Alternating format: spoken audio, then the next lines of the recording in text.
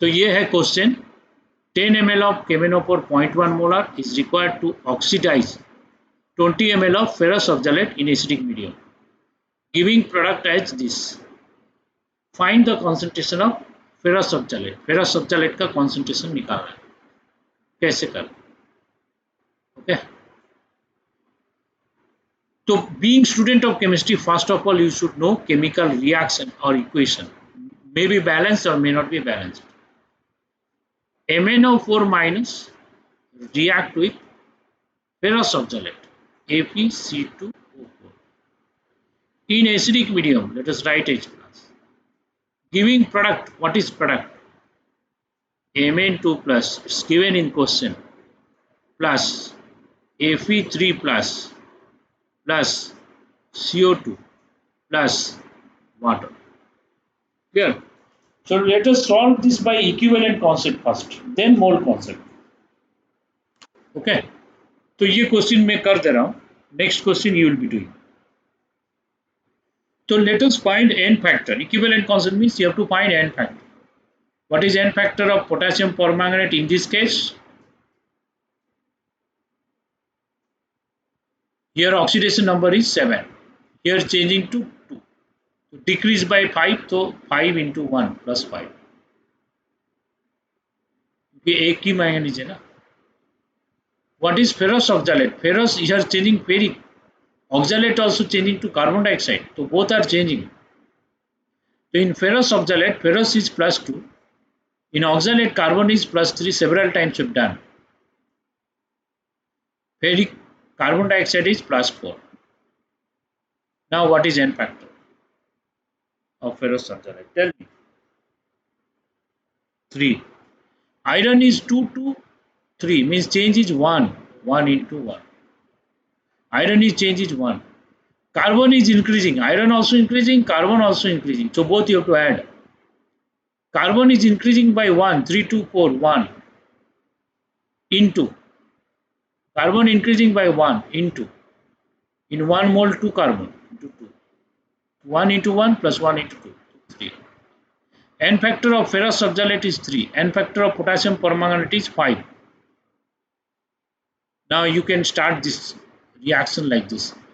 N factor molarity volume is equal to N factor molarity volume. So what is N? हाँ देखते हैं इसका N factor कितना है 5. इसका मोलारिटी कितना है केमेनोफोर का 0.1. इसका वॉल्यूम है 10. इसका N फैक्टर कितना है 3. मोलारिटी इसका कितना है फेरस ऑक्साइड वही तो चाहिए. वॉल्यूम कितना दिया है 20. ओके तो कैसे करें अब M2 देखते हैं. M2 ये 10 दूने 20. अब M2 कितना होगा 0.5 डिवाइडेड बाई 6. यही आया ना आंसर. तो एग्जाम में क्या करना है एन फैक्टर निकालना है, उसके बाद एक लाइन लिखना है, फिर आंसर आएगा. ये फॉर्मूला तो माइंड में रहेगा, इसको नहीं लिखना है एग्जाम में, लेकिन स्कूल का एग्जाम होगा तो लिखना है, क्योंकि स्कूल में टीचर मार्क्स नहीं देंगे, काट देंगे.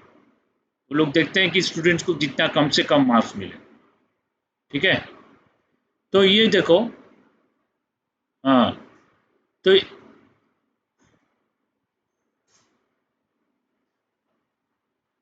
ऐसे ही जितना लिखे हो उतना लिखने से फुल मार्क्स मिलेगा स्कूल में भी. ठीक है अगर टीचर अगर ज़्यादा एजेड नहीं है तो फुल मार्क्स दे देगा. टीचर यंग है तो फुल मार्क्स दे देगा. ओल्ड टीचर होने से वो लोग थोड़ा रिजिड होते हैं, वो लोग प्रिंसिपल पे बिलीव करते हैं, सब कुछ लिखना है तब जाके मार्क्स मिलेगा. तो जो भी है तो ये इक्विवेलेंट कॉन्सेप्ट से हम लोग सॉल्व कर सकते हैं. हो गया क्लियर है. अब मोल कॉन्सेप्ट से सॉल्व करना है तो इसको बैलेंस करना पड़ेगा, बैलेंस करके फिर करना है. ओके कर लेते हैं, एक क्वेश्चन में कर लेता हूँ. तो इसको बैलेंस कैसे करें, इसको बैलेंस करने के लिए एन फैक्टर को एक्सचेंज कर दो. ओके तो प्रोडक्ट क्या है Mn2 plus Fe3 plus CO2 plus water. इसका एन फैक्टर 5 है, यहाँ 5 लिख दो। इसका एन फैक्टर 3 है, 3 लिख दो। ठीक है, बाकी तो बैलेंस अपने आप होता रहेगा और इसको कर सकते हैं मोल कॉन्सेप्ट से, बैलेंस कर ही लो। तो 5 5 आयरन है, 5 कर दो, मैंगनीज 3 कर दो, आयरन 10 हो गया, कार्बन 10 कर दो, कार्बन 10 हो गया। ऑक्सीजन हाइड्रोजन देखना है, हाइड्रोजन ऑक्सीजन देखते हैं। ऑक्सीजन 12 5 चौ 20, 12 32, 32 है, ये 20 हो गया, 20 माने 12 कम है तो 12 24H प्लस, बस हो गया, बैलेंसिंग हो गया। अब M1 V1 by M2 V2 करके कर दोगे तो इसका मोलारिटी कितना है 0.1, तो इसका वॉल्यूम कितना है 10 बाई कोफिशिएंट इसका 3 इज इक्वल टू इसका मोलारिटी कितना है फेरस सब्जालाइट का चाहिए, वॉल्यूम है 20 बाई इसका कोफिशिएंट 5 कर दो, फिर आ जाएगा आंसर। ये भी ऐसा ही है, कोई प्रॉब्लम नहीं है, थोड़ा लेंदी है। Okay, time up. पूरा बैलेंस जरूरी नहीं है, लेकिन कभी कभी क्या है, कभी कभी इसके वजह से ये कोफिशिएंट चेंज होता है। ओके, तो रिस्क मत लो, हो जाएगा, कभी कभी किस्मत अच्छा है तो हो जाएगा। 90 केसेस में होगा, 10 केसेस में कभी कभी इसके वजह से ये कोफिशिएंट थोड़ा सा चेंज होता है, तो उस केसेस में प्रॉब्लम हो सकता है। ओके, तो ये हो गया रिडॉक्स टाइट्रेशन।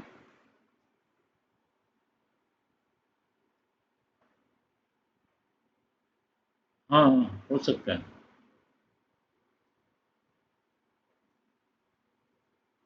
ठीक है, तो कभी कभी क्या होता है, हमारा एक ऑक्सीडाइजिंग एजेंट होता है, दो रिड्यूसिंग एजेंट होता है, या एक रिड्यूसिंग एजेंट होता है, दो ऑक्सीडाइजिंग एजेंट होता है। तो ऐसे भी कभी कभी होता है। अगर ऐसे केसेस में ऐसे अगर हुआ, ओके, तो कैसे हम लोग क्वेश्चन सॉल्व करेंगे, राइट। और कभी कभी ऐसे होता है, दो एसिड ले लिया, एक बेस लिया, रिएक्शन हो रहा है,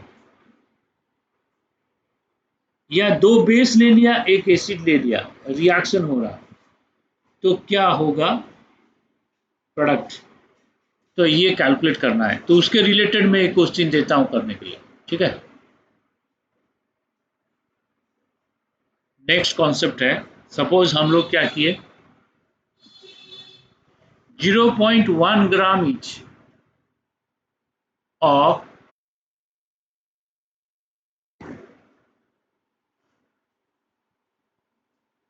H2C2O4, ये है oxalic acid,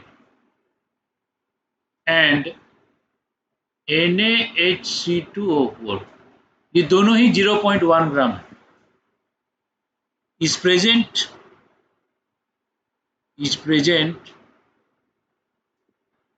in a solution. Okay, is titrated with is titrated with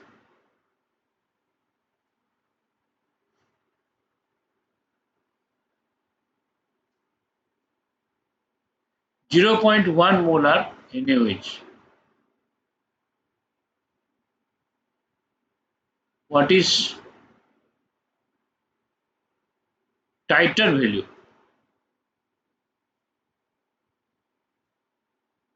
तो इसमें जो टाइटर वैल्यू आया कितना होगा, टाइट्रेशन में जो ब्यूरेट में जो रीडिंग आएगा वो कितना होगा, ये क्वेश्चन कर पाओगे क्या, क्या मैं कर दूं।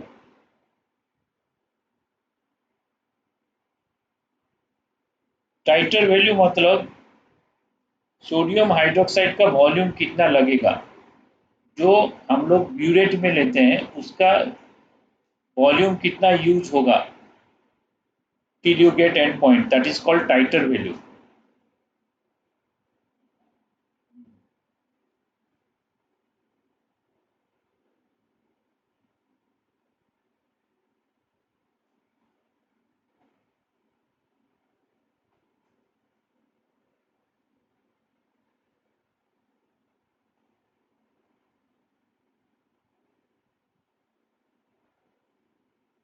ब्यूरेट में जो रीडिंग आएगा वही टाइटर वैल्यू है, मतलब अगर हम लोग NaOH को ब्यूरेट में लिए, टाइट्रेशन किए, एंड पॉइंट तक कितना वॉल्यूम NaOH कंज्यूम हुआ, जो ब्यूरेट में आएगा, initial burette reading, final burette reading, difference, वो difference is called titre value.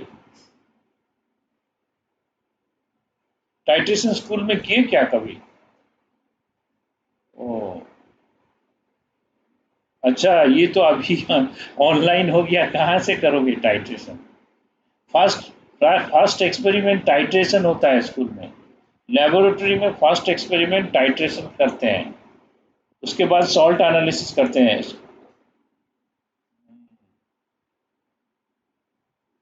अब तो लैब वर्क नहीं हुआ रहा है, दैट इज द प्रॉब्लम।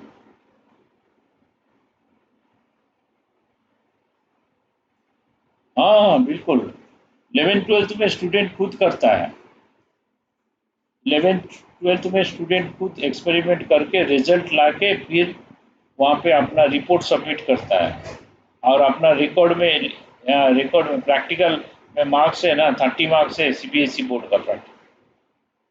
हाँ, 70 मार्क्स है थ्योरी में, 30 मार्क्स है प्रैक्टिकल में।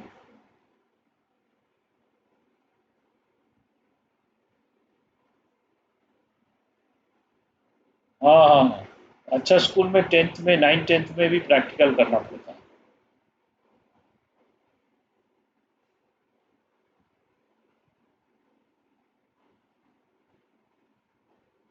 हाँ सही है, अच्छा स्कूल में एक्सपेरिमेंट करने देता है।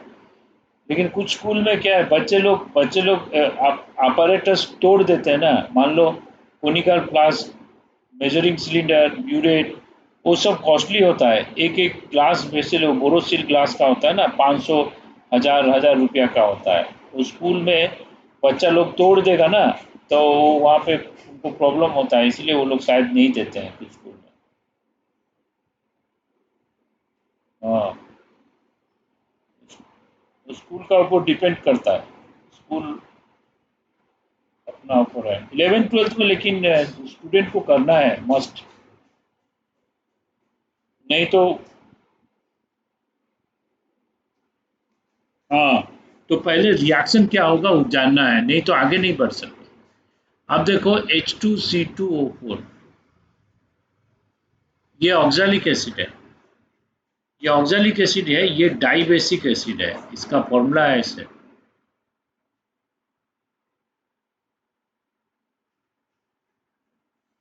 और OH हम लोग जानते हैं इज रिप्लेसेबल, तो इसका दो रिप्लेसेबल हाइड्रोजन है।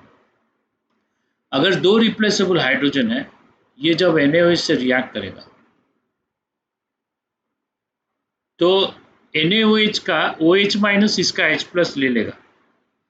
तो NaOH का OH माइनस अगर इसका H प्लस लिया, इसमें तो दो H प्लस है, तो दो OH माइनस रिएक्ट करेगा till end of the reaction, और इसमें दो वाटर आएगा, यहाँ से 2H plus 2OH minus 2 water चला गया, तो Na इसके प्लस में आ जाएगा, तो Na2C2O4। ये ऑक्जेलिक एसिड, ये सोडियम ऑक्जेलेट, ठीक है। लेकिन क्या है, सेकेंड केस में सोडियम ऑलरेडी एक रिप्लेस हो गया है, NaHC2। अब सोडियम हाइड्रोक्साइड रिएक्ट करेगा, तो इसके पास कितना रिप्लेसेबल हाइड्रोजन है? एक है, क्योंकि यहाँ पे क्या हुआ ना, यहाँ पे H था, अब H में से क्या हुआ, एक Na आ गया, ये देखो NaHC2O4, NaHC2O4, एक H की जगह Na आ गया है, तो एक ही हाइड्रोजन रिप्लेस हो सकता है, तो एक ही H प्लस रिप्लेस होगा, एक ही NaOH रिएक्ट करेगा, तो वाटर आएगा, एक ही आएगा। इसमें लेकिन दो आएगा, इसमें एक ही आएगा। तो ये Na जो रिप्लेसेबल हाइड्रोजन है उसको रिप्लेस कर दिया, ये हो गया Na2C2O4। फर्स्ट केस में ये स्ट्रक्चर है, ये स्ट्रक्चर है C double bond OH, ionic bond बना रहा। तो फर्स्ट केस में ये जो 2OH माइनस है 2Na प्लस इसको हटा दिया एक और OH माइनस क्या किया, ये 2H प्लस को ले लिया फर्स्ट केस में, तो वाटर हो गया, 2 वाटर। सेकेंड केस में क्या है, एक H ऑलरेडी चला गया, Na है, NaHC2O4, तो इसका एक ही H प्लस हटेगा, तो एक ही OH माइनस चाहिए ना, तो एक ही वाटर निकलेगा। ठीक है, तो ये रिएक्शन है, पहले रिएक्शन समझना है, अगर रिएक्शन नहीं समझे तो और आगे नहीं बढ़ सकते। आंसर मालूम नहीं है, मैं अभी अभी दिया क्वेश्चन क्रिएट किया, सॉल्व करने से पता चलेगा। मैं कोई क्वेश्चन, मैं मैक्सिमम क्वेश्चन अपना मन से देता हूँ, क्वेश्चन कभी कभी बुक से लेता हूँ, पैकेज से लेता हूँ, आर्काइव से लेता हूँ, तो उसका आंसर अवेलेबल होता है। इसका आंसर अवेलेबल नहीं है क्योंकि ये क्वेश्चन कहीं ढूंढो नहीं मिलेगा, मैं अपना मन से दिया, अभी दिया, पहले मैं पहले बना के नहीं रखता हूँ। तो ये अभी देखते हैं इसका आंसर क्या आएगा। ये तो रिएक्शन समझ गए, रिएक्शन समझ गए तो 50% समझ में आएगा। अब कैसे करेंगे कॉन्सेप्ट, इसका अप्रोच देखो, क्वेश्चन में दिया है दोनों मिला के 0.1, नहीं ये 0.1 और ये भी 0.1 यही दिया, तो हाँ देखते हैं, तो ये भी 0.1 है, ये भी 0.1 है, तो NaOH 0.1 मोलर है, कितना NaOH रिएक्ट करेगा, वॉल्यूम कितना लगेगा, इसका 0.1 मोलर है, 0.1 ग्राम है, ये 0.1 ग्राम है, ये 0.1 ग्राम है। तो according to law of equivalence क्या है, NaOH दोनों के साथ रिएक्ट कर रहा है, समझ में आ रहा है, NaOH दोनों के साथ रिएक्ट कर रहा है, तो हम लोग क्या बोलेंगे, हम लोग बोलेंगे gram equivalent of H2C2O4 plus gram equivalent of NaHC2O4 is equal to gram equivalent of NaOH, बोलेंगे कि नहीं, बोलो। NaOH का ग्राम इक्विवेलेंट ये दोनों होगा टोटल, ये टोटल इज इक्वल टू इसका इसका इक्वल होगा कि नहीं, बोलो, ग्राम इक्विवेलेंट इक्वल है,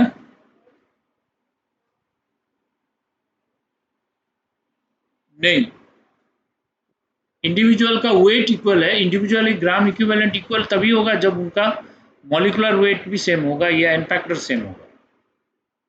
ठीक है, अब ये बताओ H2C2O4 में इसका एन फैक्टर कितना है, H2 होगा क्योंकि नंबर ऑफ रिप्लेसेबल हाइड्रोजन 2 है। NaHC2O4 में इसका एन फैक्टर कितना है, 1, इसका एन फैक्टर 2 है, इसका एन फैक्टर 1 है।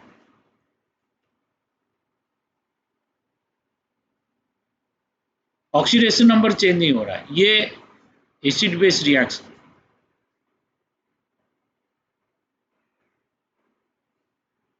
अच्छा, एसिड और बेस का एन फैक्टर मैंने तो बताया ना, एसिड बेस सॉल्ट का, हाँ हाँ हाँ हाँ, तो ठीक है, तो एसिड बेस रिएक्शन है, ये रिडॉक्स रिएक्शन नहीं है। रिडॉक्स रिएक्शन होता है तो हम लोग अलग से देखते हैं, एसिड, ये एसिड है, ये बेस है, एसिड बेस में number of replaceable H plus और बेस में number of replaceable OH minus देखना है। ठीक है, तो यहाँ पे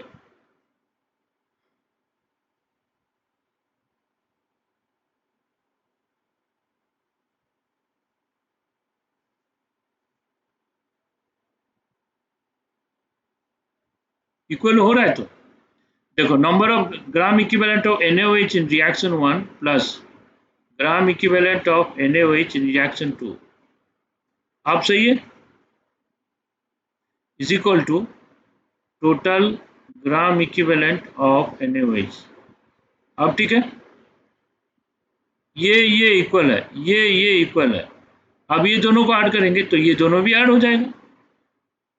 ठीक है ना, हम लोग रूल फॉलो कर रहे हैं।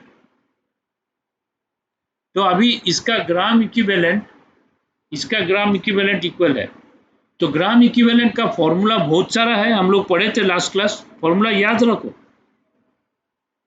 तो फॉर्मूला बहुत सारा है, तो उसको कॉपी में लिखो, नहीं तो मैं अटैचमेंट भेज रहा हूं, उसको देखो। तो फॉर्मूला से ग्राम इक्विवेलेंट, अगर वेट ऑफ सब्सटेंस दिया है तो क्या फॉर्मूला लगेगा?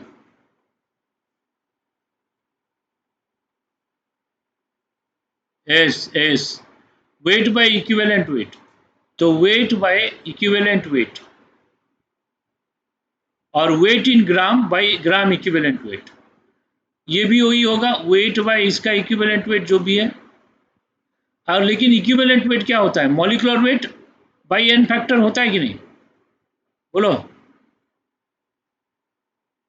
तो H2C2O4 का मॉलिक्यूलर वेट कितना है? H2C2O4 इसका मॉलिक्यूलर वेट कितना है? हाँ देखते हैं। H2C2O4 का इसका 90 होगा मॉलिक्यूलर वेट। 90 है कि नहीं चेक करो।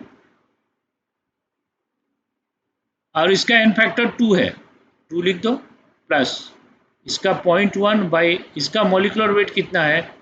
88 प्लस 20, 88 प्लस 24 112, 112 इसका एन फैक्टर 1 है, is equal total gram equivalent of NaOH। NaOH का टोटल ग्राम इक्विवेलेंट कितना है? NaOH का टोटल ग्राम इक्विवेलेंट होगा इसका, इसका वॉल्यूम दिया, वॉल्यूम पूछा है और मोलारिटी दिया है, तो इसका वॉल्यूम पूछा है एस, तो इसका फॉर्मूला है n factor molarity into volume by 1000। याद है formula? Number of gram equivalent का फॉर्मूला याद है? N factor molarity volume by 1000, याद है? तो इसका NaOH का एन फैक्टर 1 होगा क्योंकि रिप्लेसेबल OH इज 1, तो 1 इंटू इसका मोलारिटी 0.1 इंटू इसका वॉल्यूम चाहिए बाई 1000।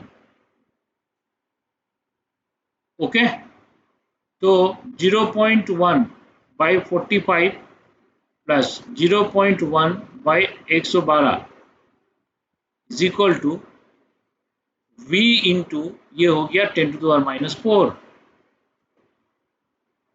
तो इसको सॉल्व करो और V का वैल्यू निकालो। 30 ml आ रहा है क्या? इसको सॉल्व करके V कैलकुलेट करो, जितना आएगा उतना। मेरे पास आंसर नहीं है क्योंकि मैं मन से दिया क्वेश्चन। हाँ, जो आएगा सॉल्व करने से वही आंसर है। इसको कैसे सॉल्व करना है देखो, V इधर आएगा तो ये क्या हो जाएगा? 10,000 होगा। ये अगर इस तरफ आएगा, इसको 10 टू द पावर 4 से मल्टीप्लाई करो तो ये होगा 100 बाई 45। तो V इज इक्वल टू ऐसे होगा 100 बाय 100 बाय ना 1000 बाय 1000 बाय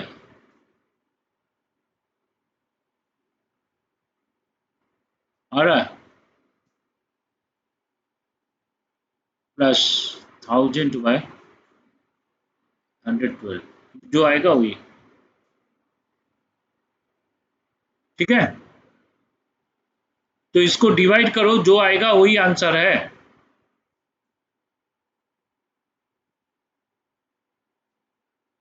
कैलकुलेटर है किसके पास? तो ये कर लोगे ना, समझ गए कि नहीं, बोलो। तो सेम टाइप का 2 in 1, ये सब 2 in 1 अगरबत्ती हो गया। पहले 1 in 1 था, अभी 2 in 1। अभी हम लोग लेते हैं हाँ 2+1।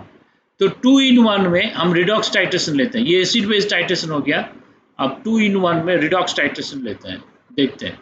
ठीक है,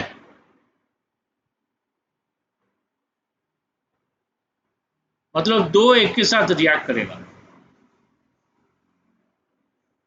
ठीक है,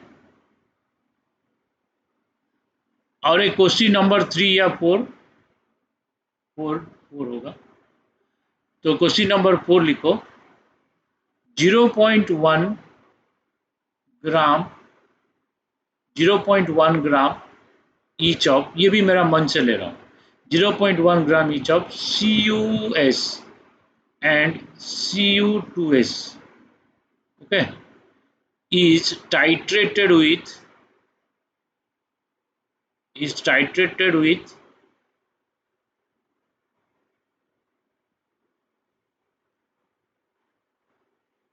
0.1 molar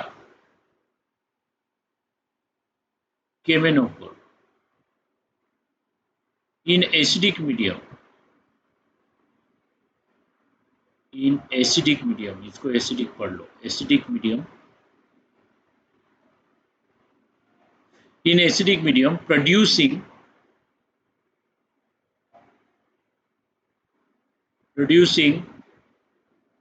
Cu2 plus SO2 Mn2 plus Cu2 plus SO2 Mn2 plus and water.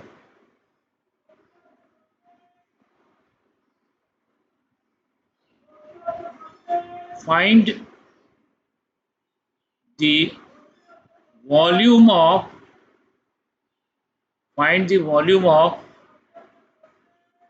KMnO4 used. Find the volume of KMnO4 used to get the end point of the reaction. To get the end point of the reaction. End point of the reaction. To get the end point of the reaction.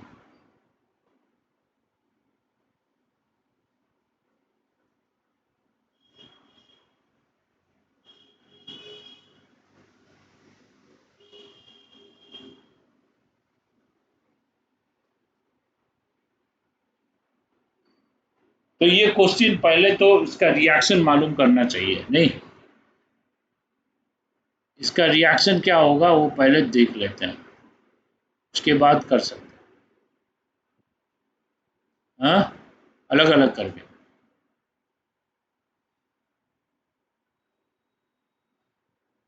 और ये अच्छा नहीं लग रहा।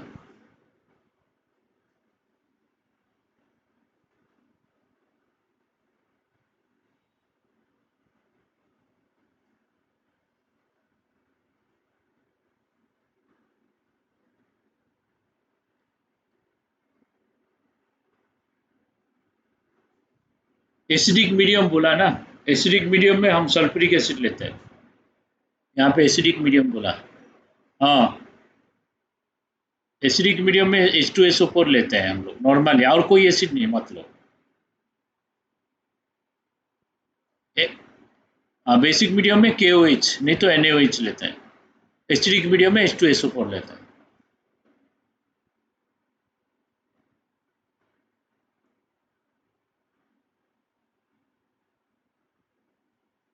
तब H+ लिखे थे ना वहां पे, वो तो स्पेक्टेटर आयन है, उसका कोई काम नहीं है, वो खाली रिएक्शन, वो गैलरी फिलअप के लिए वो चाहिए, वो मेन है, मेन एक्टर जो है उससे रिएक्शन कंट्रोल होता है, ठीक है। तो ये न्यूट्रल मीडियम में ही होता है ना रिएक्शन, हम लोग आयनिक मीडियम में लिखते हैं, तो क्या किस मीडियम में लिखना है बोलो, हाँ रिएक्शन जैसे बोलोगे ऐसे लिख देंगे रिएक्शन। अब CuSO4 होगा, K2SO4 होगा, ओके CuSO4 हो गया, K2SO4 हो गया, MnSO4 होगा।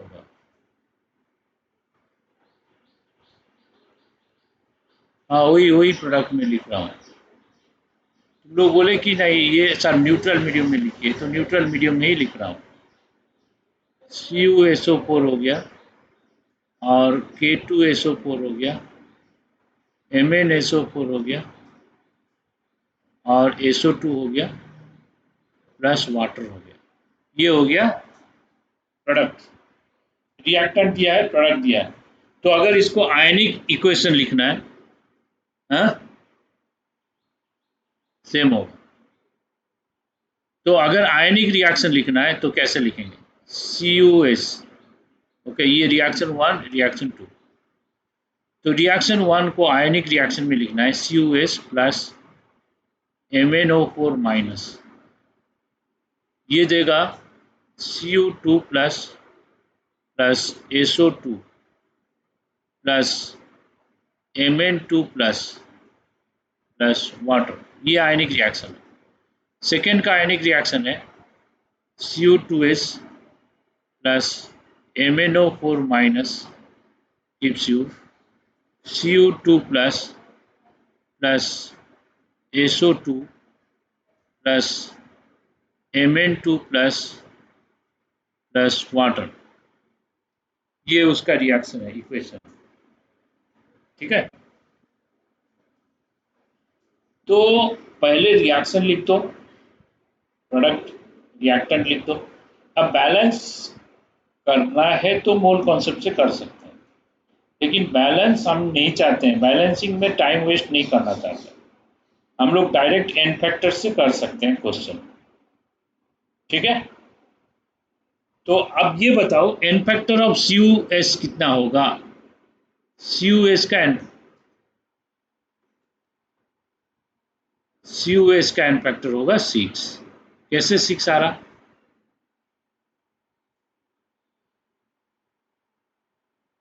हाँ, तो CuS का चेंज नहीं हुआ, इसका एन फैक्टर 6 है। तो CU यहाँ लिख देते हैं, n factor of CuS is equal to 6। CuS n factor is equal to 6। अब Cu2S का एन फैक्टर कितना है?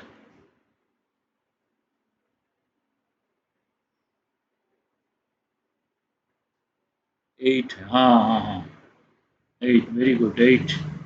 कैसे 8 होगा? यहाँ पे Cu2S में Cu है +1, S है -2, Cu +1 से +2 हो रहा, S -2 से +4 हो रहा, तो सल्फर -2 से +4 6 हो रहा है।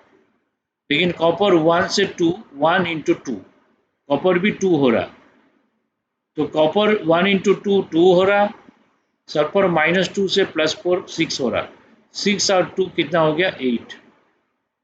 तो Cu2S हो गया 8। तो एन फैक्टर आ गया। अब हमारा कॉन्सेप्ट, पहले तो इक्वेशन, फिर एन फैक्टर, फिर कॉन्सेप्ट। तो इसमें क्या कॉन्सेप्ट हम लोग जानते हैं? Law of equivalence says that gram equivalent of CuS plus gram equivalent of Cu2S is equal to gram equivalent of MnO4 minus in reaction 1 plus gram equivalent of MnO4 minus in reaction 2. So that is equal to total gram equivalent of MnO4 minus। क्यों? क्योंकि दोनों का mixer solution में था, उसके साथ KMnO4 titrate किया, एक साथ कर रहा है ना, तो दोनों को ऐड कर देंगे। तो इसका वेट दिया है, वेट तो ग्राम इक्विवेलेंट का फॉर्मूला क्या है? Weight by gram molecular weight into n factor, क्योंकि वेट बाय इक्विवेलेंट वेट होता है ग्राम इक्विवेलेंट। तो CuS का एन फैक्टर 6 है, Cu2S का कितना है? 0.1 बाई, इसका मॉलिक्यूलर वेट देखेंगे, इसका एन फैक्टर है 8। ठीक है, Cu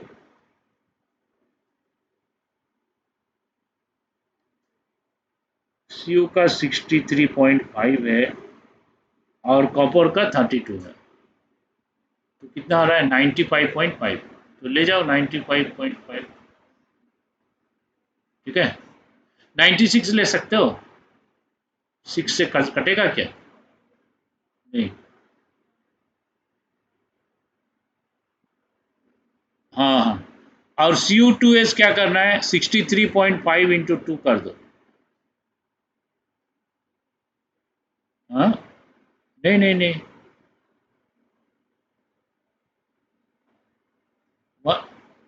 1 159। तो जब सॉल्व करोगे 160 ले लो इसको, तो जो आंसर आएगा उसके आसपास देखो, जो ऑप्शन होगा उसको टिक कर दो। ओके, देखो जेई में इतना क्लोज आंसर नहीं देगा, जेई में आंसर ऐसे देगा जो लार्ज डिफरेंस। ठीक है, तो ऐसे अप्रोक्सीमेशन करके क्वेश्चन एग्जाम में सॉल्व करना है। अच्छा, ग्राम इक्विवेलेंट ऑफ KMnO4 कैसे करेंगे? ग्राम इक्विवेलेंट का फॉर्मूला क्या है?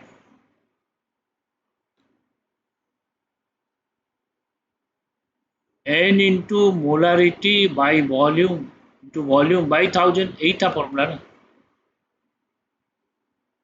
अच्छा, एन फैक्टर दोनों में, यहाँ पे +7 से +2 हो रहा है, एन फैक्टर दोनों में, एन फैक्टर इसमें 5, इसमें एन फैक्टर 5। क्या होता अगर एन फैक्टर दोनों में इक्वल नहीं होता? इक्वल नहीं होता तो हम यहाँ से करते, यहाँ से करते, यहाँ से अलग अलग करते। हाँ, एन फैक्टर सेम नहीं होगा तो प्रॉब्लम है, तब मुश्किल हो जाएगा, क्वेश्चन कॉम्प्लिकेटेड हो जाएगा। एन फैक्टर सेम होने से अच्छा है, दोनों एक साथ कर दिए। हाँ, 5 इंटू मोलारिटी कितना है इसका? 0.1, इसका वॉल्यूम ही पूछा है, बाई 1000 तो 10⁻³ ठीक है, -4 हो गया इसका।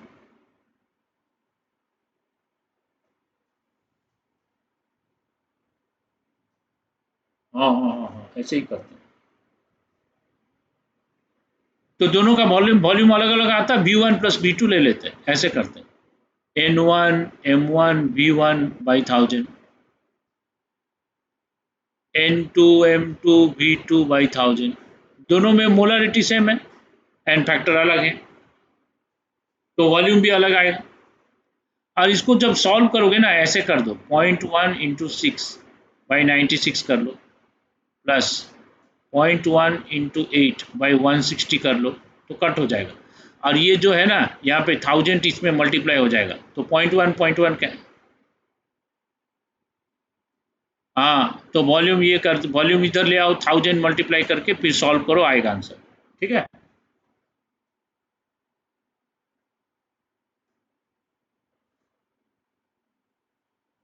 हाँ, वो प्रोडक्ट जो दिया है, प्रोडक्ट का ऑक्सीडेशन नंबर देखो, क्या चेंज हुआ कि सेम है? अगर चेंज हुआ तो मतलब वो रिडॉक्स टाइट्रेशन है, अगर सेम है तो एसिड बेस टाइट्रेशन है। ठीक है, अगर ऑक्सीडेशन नंबर चेंज हुआ तो रिडॉक्स टाइट्रेशन, अगर नहीं हुआ तो एसिड बेस टाइट्रेशन।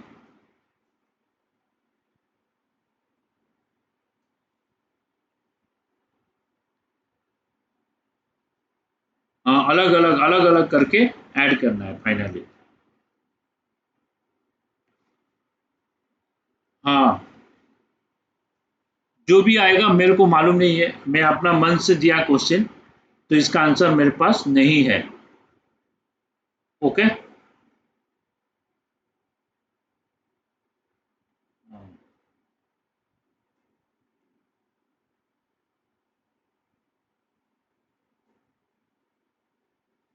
बस वही होगा, जो मैक्सिमम स्टूडेंट का आ रहा है वही आंसर सही होगा, मेजोरिटी इज ग्रांटेड।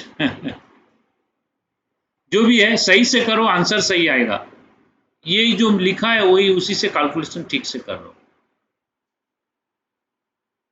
हाँ, ठीक है, बढ़िया है। तो ऐसे क्वेश्चन आएगा तो कर सकते हो ना, बोलो।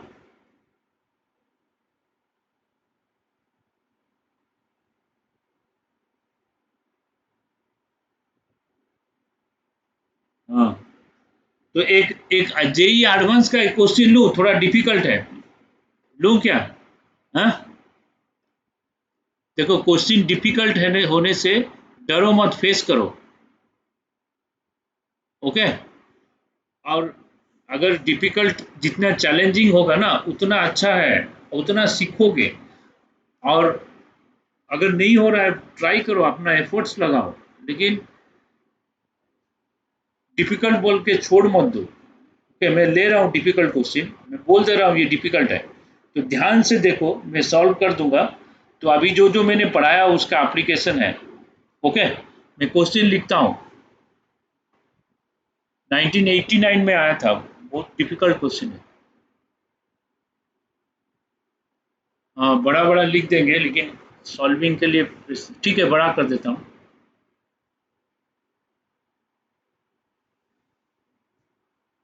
ए मिक्सचर ऑफ, टाइप कर दें क्या, टाइपिंग होगा क्या इसमें? हाँ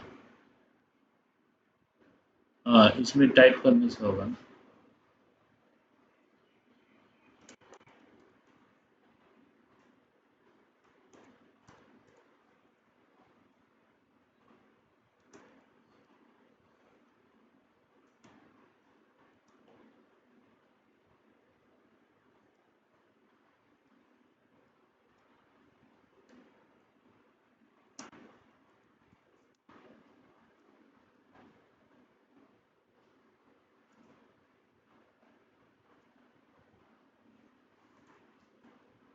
हम्म,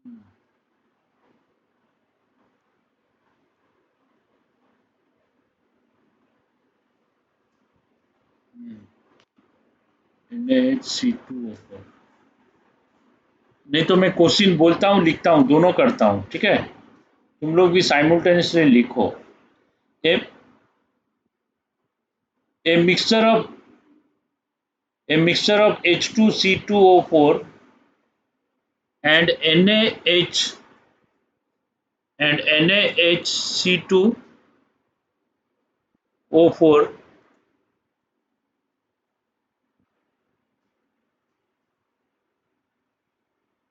NaHC2O4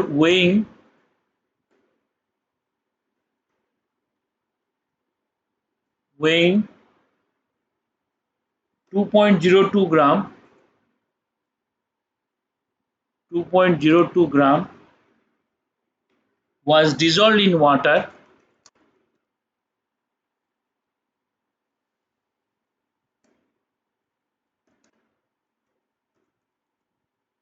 and the solution was made to 1 liter.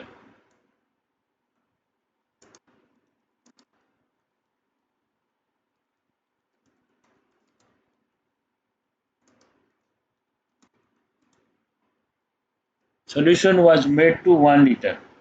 10 ml of the solution required.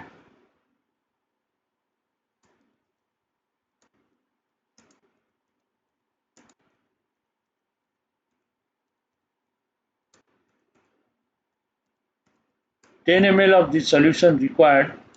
3 ml 3 ml of 0.1 normal, 0.1 normal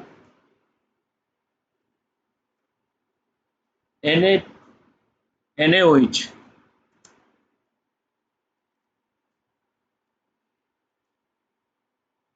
0.1 normal NaOH for complete neutralization.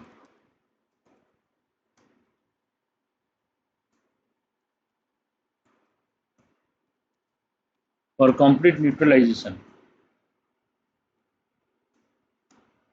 In another experiment,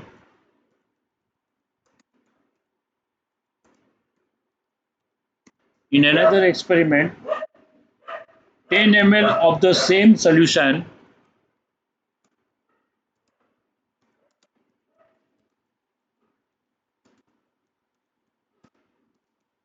10 ml of the same solution in acidic medium required.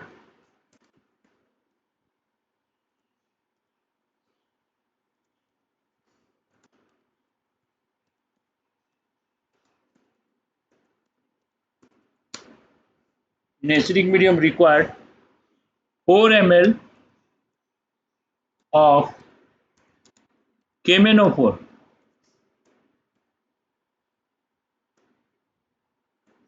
4 ml of KMnO4, 0.1 normal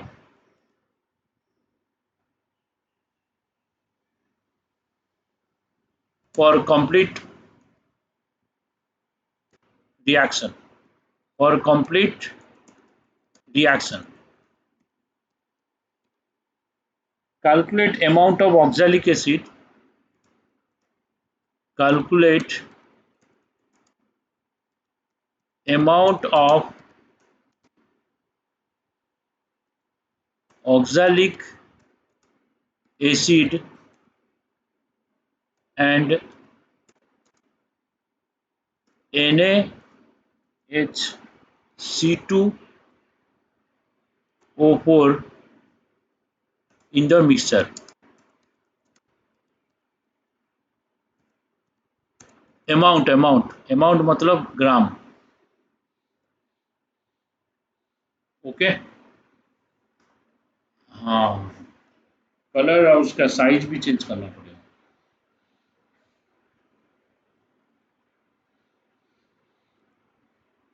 colour क्या करेंगे? White.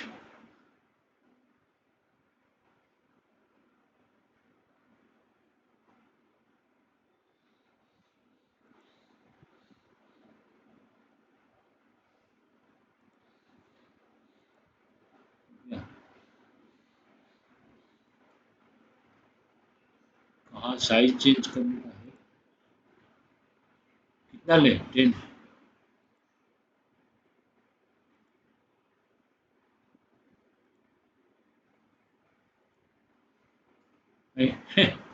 ऐसे आ गया.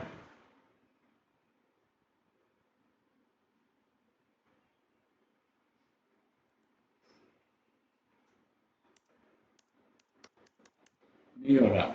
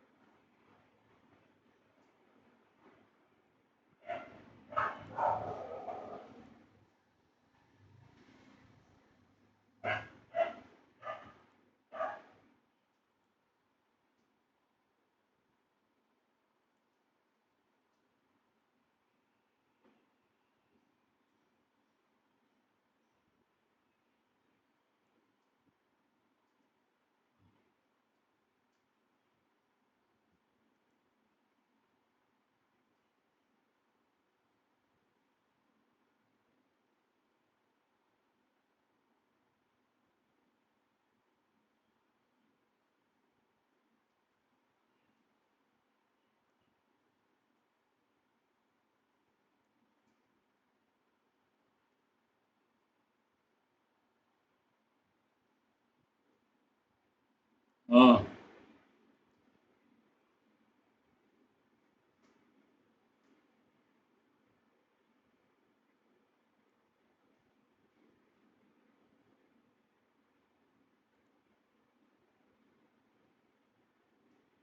फिर भी कुछ cut रहा.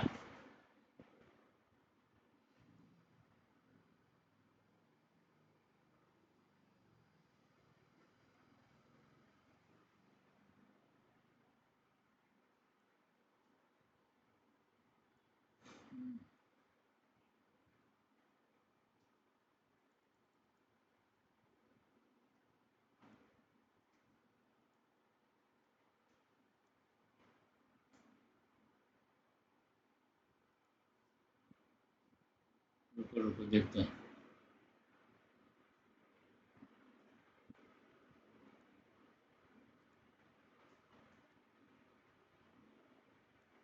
हाँ,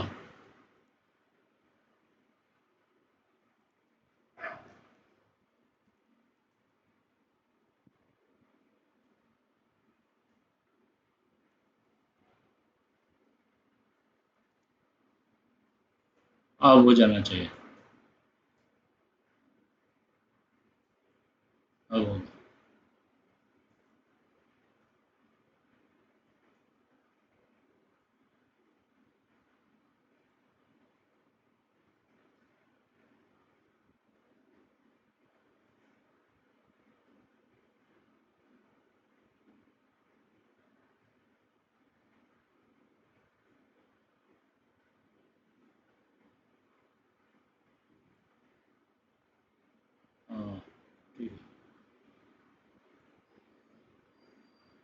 ठीक है, अभी क्वेश्चन हो गया। अब ये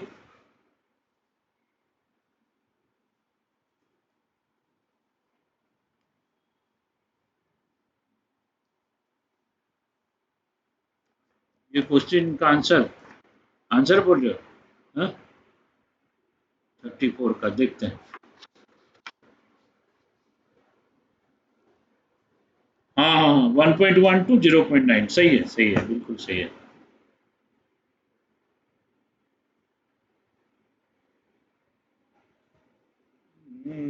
हो रहा, एक पार्ट में हो जा रहा है ना।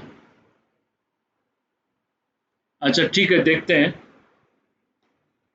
A mixture of oxalic acid and Na2CO4 weighing 2.02 gram was dissolved in water and solution was made to 1 liter. 10 ml of this solution required 3 ml of 0.1 normal NaOH for complete neutralization. ये आया था 1989 में। Okay, तो 1989 का question है।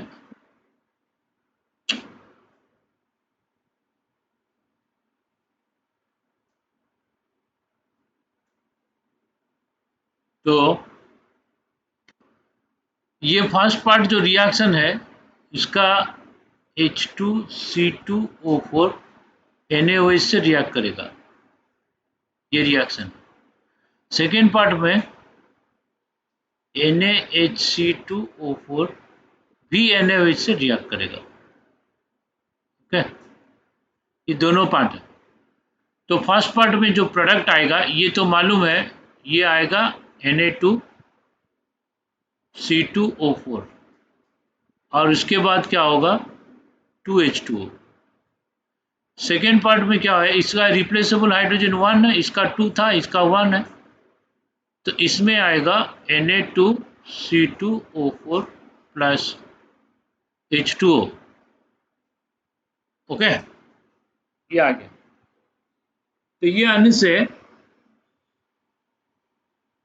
हमारा क्या है कि NaOH रिएक्ट कर रहा है। ये बोल रहा है कि 2.02 ग्राम डिजोल्व किया वाटर में और सॉल्यूशन को 1 लीटर ले ली, पानी में डाल दिया। मतलब 1 लीटर पानी में इसका 2.02 ग्राम डिजोल्व है, लेकिन ये कितना है, ये कितना है मालूम नहीं है। ये x ले लो। अगर इम्प्योरिटी नहीं है, अगर क्वेश्चन में इम्प्योरिटी था तो बोलता ना, इम्प्योरिटी नहीं है, ये x है, ये 2.02 माइनस x। ओके, लेकिन क्वेश्चन में इम्प्योरिटी नहीं है, तो अगर इम्प्योरिटी होगा तो दोनों का वेट मिला के 2.02 ग्राम नहीं होगा। ओके, तो क्या करेंगे हम एक्स वाई लेके करते हैं। ऐसे करने से भी आ जाएगा, तो हम एक्स वाई लेके करते हैं, बाद में x plus y equal to 0.02 भी ले सकते हैं ऐसे करके। ठीक है, तो हम इसको ले रहे हैं एक्स वाई, क्लियर। इसको x ले रहे हैं, इसको ले रहे हैं y, सही है, इसको y ले रहे हैं। अब रिएक्शन होने से क्या होगा, जो 10 ml हम ले रहे हैं, 10 ml 3 ml ऑफ 0.1 नॉर्मल से रिएक्ट करेगा, सही है। तो ये एक्स वाई हम लोग लिए 1 लीटर में ना, और 10 ml में क्या एक्स वाई होगा। अगर 1 लीटर में x ग्राम है, 10 ml में कितना होगा, x बाई 100 होगा। तो gram equivalent of H2C2O4 plus gram equivalent of NaHC2O4। ध्यान से देखो, ये थोड़ा डिफिकल्ट हाई लेवल क्वेश्चन है। तो ये दोनों का ग्राम इक्विवेलेंट, NaOH का ग्राम इक्विवेलेंट 1 2 के साथ इक्वल होगा, तो हम डायरेक्ट लिख सकते हैं total gram equivalent of NaOH, लिख सकते हैं कि नहीं, total gram equivalent of NaOH लिख सकते हैं। तो ये x ग्राम अगर 1 लीटर में है, 10 ml में x बाई 100 होगा, भाई इसका ग्राम इक्विवेलेंट का फॉर्मूला क्या होता है, weight by equivalent weight. Equivalent weight है molecular weight by n factor. इसका एन फैक्टर हम लोग किए थे 2, इसका एन फैक्टर किए थे 1, नंबर ऑफ रिप्लेसेबल हाइड्रोजन। 100 से इसलिए डिवाइड हुआ क्योंकि ओरिजिनल जो सॉल्यूशन है वो x ग्राम 1 लीटर में है। हम टाइट्रेशन किए 10 ml का, 10 ml में क्या x ग्राम रहेगा, 1 लीटर में x ग्राम है तो 10 ml में कितना रहेगा, x/100। हाँ, तो 1/100 करेंगे ना, तो यहाँ पे भी हम करते हैं y/100 इंटू इसका एन फैक्टर 1। इसका मोलिकुलर वेट कितना आया था, 88 प्लस 24 112 आया था, is equal to gram equivalent of NaOH। NaOH का ग्राम इक्विवेलेंट कितना होगा, नॉर्मलिटी इंटू वॉल्यूम बाई 1000। तो नॉर्मलिटी दिया 3, वॉल्यूम 0.1 बाई 1000 कर दो, तो ये हमारा बन गया एक इक्वेशन। एक्स वाई क्यों लिए, क्योंकि हमें मालूम नहीं है इम्प्योरिटी है कि नहीं, और दो इक्वेशन तो आएगा ना। तो फर्स्ट रिएक्शन के लिए एक इक्वेशन आएगा, सेकेंड रिएक्शन के लिए और एक इक्वेशन आएगा, यहाँ से यहाँ तक रिएक्शन के लिए एक इक्वेशन आएगा, फिर यहाँ से यहाँ रिएक्शन के लिए और एक इक्वेशन आएगा। सो दो रिएक्शन के लिए हमारा दो इक्वेशन आएगा, तो दोनों इक्वेशन को हम सॉल्व करेंगे, ठीक है।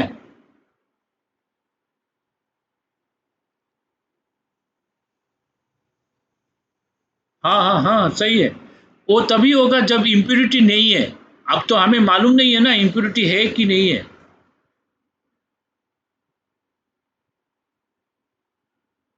हाँ ले सकते हैं, कभी कभी किस्मत अच्छा है तो आंसर सही आएगा, लेकिन अगर क्वेश्चन में नहीं दिया है तो नहीं हो भी सकता है। और इसमें से दो इक्वेशन है, हाँ करने को कर लेंगे, यहाँ पे y की जगह x, टू y की जगह ले लो 2.02 माइनस एक्स, आंसर आ जाएगा, आंसर आ जाएगा हमारा। लेकिन ये सेकेंड पार्ट तो यूज नहीं हुआ, तो सेकेंड पार्ट यूज नहीं हुआ तो मन में शंका होगा कि इम्प्यूरिटी हो सकता है, तो उसको चलते मैं ले रहा हूँ। ओके, आंसर तो दे दिया 0.9 और कुछ दिया है 1.02.9 ऐसे कुछ दिया है आंसर, ठीक है। आंसर ऐसे दिया कि दोनों मिलाने से 2.02 आ रहा है, लेकिन कभी कभी नहीं आएगा। तो सेकेंड एक्सपेरिमेंट क्या है, सेकेंड एक्सपेरिमेंट 10 ml सोल्यूशन लिए एसिडिक मीडियम में 4 ml ऑफ केमेनोफोर से रिएक्ट हुआ।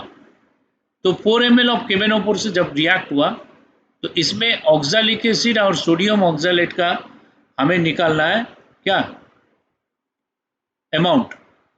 ओके, तो अभी हम 1 लीटर में एक्स वाई था, तो 10 ml में कितना होगा x/100। पहले केमिकल रिएक्शन लिख लेते हैं, ठीक है। तो यहाँ पे रिएक्शन क्या होगा, H2C2O4 plus MnO4 minus gives you H2O plus CO2 plus Mn2 plus, ये होगा रिएक्शन। ओके, और सेकेंड में क्या होगा, सेकेंड का NaHCO4 माइनस, तो HCO C2O4 माइनस होगा। ओके, तो HCO4 minus plus MnO4 minus, तो ये देगा H2O plus CO2 plus,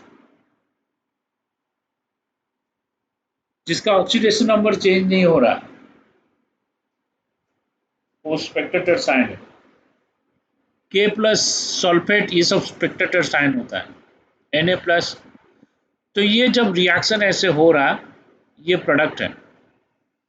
okay, ये प्रोडक्ट है। अब बोलो MnO4 माइनस का एन फैक्टर कितना है,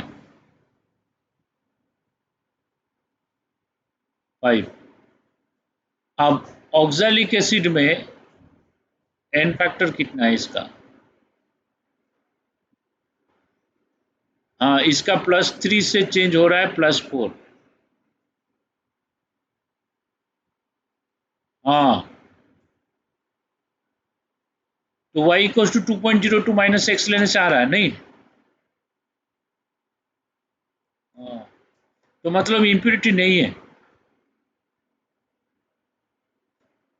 ठीक है, तो इसका एन फैक्टर 3 से 4 हो रहा है। ये रिडॉक्स टाइट्रेशन है। जो पहला जो टाइट्रेशन हुआ वो एसिड बेस्ड टाइट्रेशन था, ये एसिड बेस्ड था, ये रिडॉक्स टाइट्रेशन है। तो इसका एन फैक्टर 3 से 4 हो रहा है, चेंज हो रहा है 1। तो एक मोल में 2 एटम है, तो 1 इंटू 2 2। ये भी रिडॉक्स है, इसका भी ऑक्सीडेशन नंबर 3 होगा इसका। हाँ, इसका भी एन फैक्टर 2 होगा। तो रिडॉक्स टाइट्रेशन में क्या लिख सकते हैं, gram equivalent of oxalic acid plus gram equivalent of sodium oxalate ion is equal to gram equivalent of MnO4 minus. ठीक है, तो gram equivalent of oxalic acid जो है, ऑक्सैलिक एसिड का ग्राम इक्विवेलेंट कैसे निकालें। तो वेट एक्स वाई लिए हैं, तो x by 100 whole into 2, weight by equivalent weight. इसका वेट एक्स बाई 100 इसलिए होगा क्योंकि ओरिजिनल सोल्यूशन 1 लीटर में एक्स है, तो 10 ml में एक्स बाई 100 होगा, उसका 100 पार्ट है ना। 10 ml 100 टाइम्स करने से 1 लीटर होता है ना। तो 1 लीटर में एक्स है, तो 1000 ml में एक्स है, तो 10 ml में एक्स बाई 100। और यहाँ पे भी वाई बाई 100 होगा इंटू इसका मॉलिक्यूलर वेट 112 था, इसका भी एन फैक्टर 2। तो ग्राम इक्विवेलेंट ऑफ केमेनोफोर क्या है यहाँ पे 4 इंटू 0.1। इसमें एन फैक्टर नहीं पड़ा क्योंकि नॉर्मेलिटी दिया है ना, इसलिए। तो नॉर्मेलिटी देने से एन फैक्टर का जरूरत नहीं है ना, इंटू 4/1000। अब दो इक्वेशन बन रहा है, यहाँ पे क्वेश्चन में तो आ गया, क्वेश्चन में सॉल्यूशन आ गया। तो यहाँ पे अज्यूम करो इम्प्योरिटी है, इम्प्योरिटी है अज्यूम करके करो। मैं इम्प्योरिटी है अज्यूम करके कर रहा हूँ। देखो, सॉल्यूशन हमारा जनरल होना चाहिए, आंसर निकलना हमारा प्राइम एम नहीं है। प्राइम एम है सॉल्यूशन वही मेथड से करो जिससे सभी क्वेश्चन कर सकते हो, आंसर तो आ ही जाएगा। ठीक है, अब इससे क्या सीख मिलता है, that is important, that is most crucial. तो इसमें देखो, तो ये दो इक्वेशन आएगा हमारा। अब दो इक्वेशन को सॉल्व करना है, सॉल्व करने से x का वैल्यू आएगा और y का वैल्यू आएगा। ठीक है, तो क्वेश्चन सॉल्यूशन दोनों समझ में आए कि नहीं, बोलो।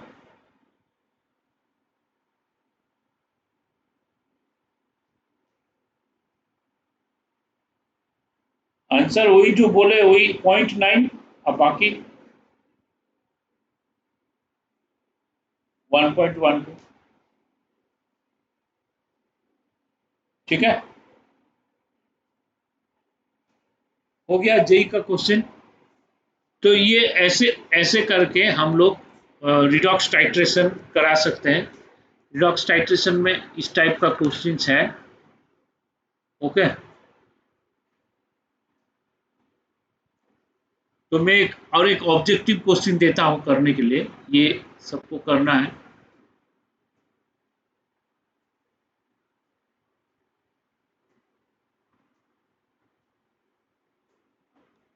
तो ये क्वेश्चन लिखो,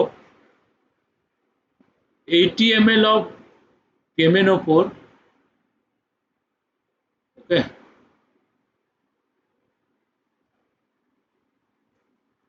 80 ml of KMnO4 solution KMnO4 solution reacts with 3.4 gram with 3.4 gram Na2C2O4 Na2C2O4 dot two water दिया, okay, in acidic medium, in acidic medium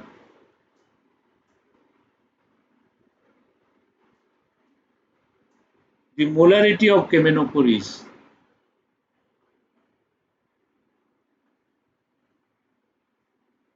of camenophore is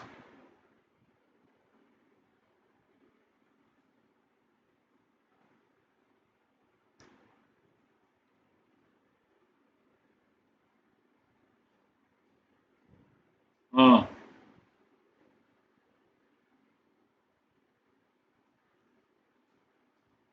अभी अभी जो प्रीवियस क्वेश्चन का सेम रिएक्शन है, carbon dioxide Mn2 plus आएगा।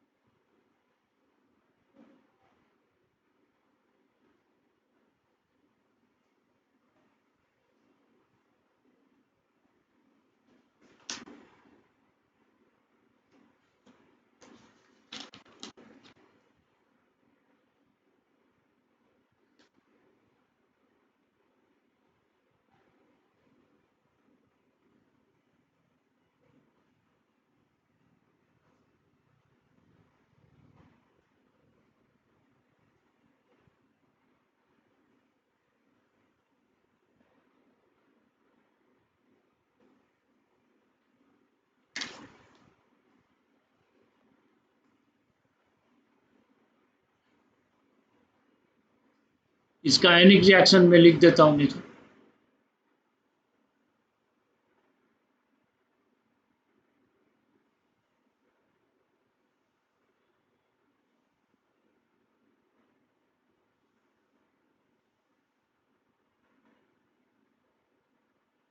ये उसका आयनिक reaction.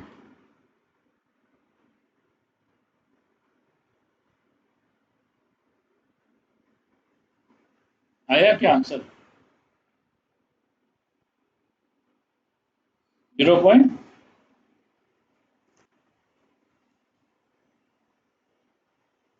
ये क्या?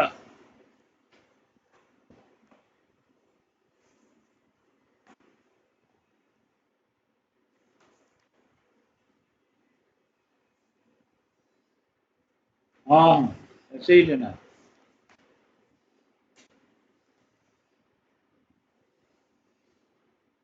0.1 दिया आंसर।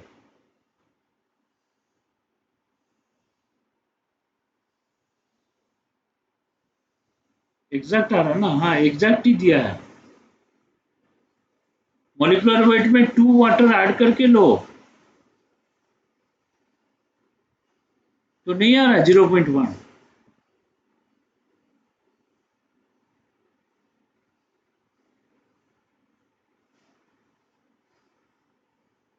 One 170 molecular.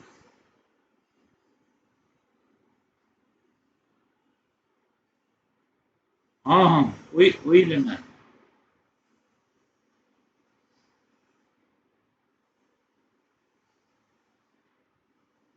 इसका 170 लो। तो ये जो, हाँ, एन फैक्टर कितना है इसको देखो पहले।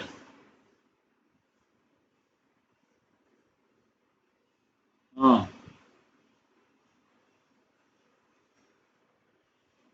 एन फैक्टर इसका 2 होगा। और इसका n फैक्टर 5 होगा। अब हम लोग क्या करें, इसका ग्राम इक्विवेलेंट और इसका ग्राम इक्विवेलेंट सेम होगा, दोनों सेम होगा तो ऑक्जेलिक एसिड का तो वेट दिया है, तो वेट का ग्राम इक्विवेलेंट फॉर्मूला है वेट बाय इक्विवेलेंट वेट क्या है, molecular weight into n factor. तो रिएक्शन तो ऑक्जेलिक एसिड कर रहा है, मतलब मॉलिक्यूलर वेट टोटल में लेना है, मतलब 170 लेना है, याद रखो। तो इसका एन फैक्टर 2 है तो 2 कर दो। इसका ग्राम इक्विवेलेंट, इसका तो रिएक्शन वॉल्यूम और मोलरिटी में हो रहा है, तो एन फैक्टर है 5। हाँ, एन फैक्टर 5 है, मोलरिटी पूछा है, इंटू वॉल्यूम कितना 80/1000। तो इसका मोलरिटी कितना होगा देखते हैं। 0.1 आ रहा है ना।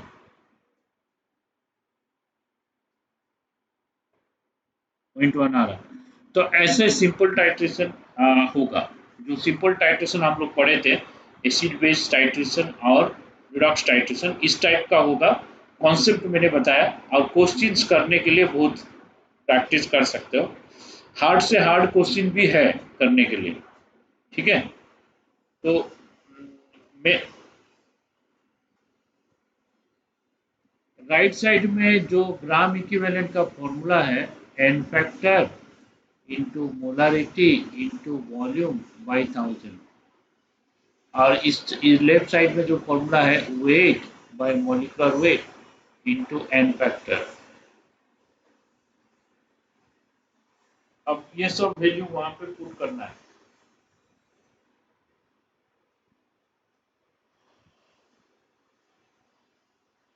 ओके,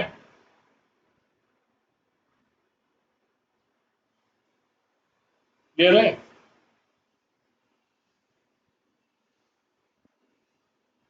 तो अभी मैं नेक्स्ट कॉन्सेप्ट पे चलता हूँ, वो है बैक टाइट्रेशन। ओके, कि और कुछ क्वेश्चन प्रैक्टिस कर ले। एक तो हार्ड क्वेश्चन, एक तो हार्ड क्वेश्चन कर ले क्या।